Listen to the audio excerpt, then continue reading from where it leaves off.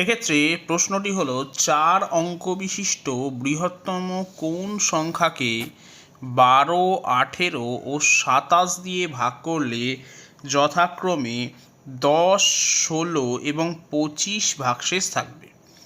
এখন আমরা একটু লক্ষ্য করলে দেখব যে 12 থেকে 10-এর ডিফারেন্স 2, 18 থেকে 16-র ডিফারেন্স 2, 27 থেকে 25-এর ডিফারেন্সও 2।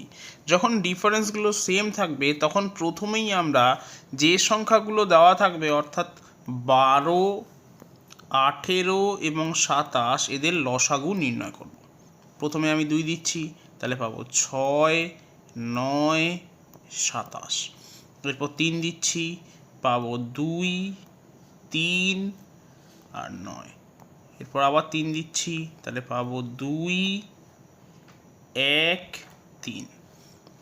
আর যাবে না, তাহলে আমার লসাগু হবে 2 গুণ 3 গুণ 3 গুণ 2 গুণ 1 গুণ 3 সমান সমান 108। এবার আমার কাজ হবে আমি 108 দিয়ে 4 অঙ্কের বৃহত্তম সংখ্যা অতএব 4টে 9কে ভাগ করব। তো এই অংশটা প্রথমে একটু মুছে নিচ্ছি। 4 অঙ্কের বৃহত্তম সংখ্যা হলো 4টে 9, একে ভাগ করব লসাগু অতএব 108 দিয়ে। তাহলে প্রথমে 9 হবে, 9 দিলে হচ্ছে 972। তাহলে এখান থেকে নামছে 7, এখান থেকে নামছে 2 আর একটা 9 নামছে, অর্থাৎ 279। এবার 2 দিয়ে যাবে, তাহলে পাচ্ছি 216। তাহলে ভাগশেষ পড়ে থাকছে 63। এবার নিয়মটা হলো আমরা সবার আগে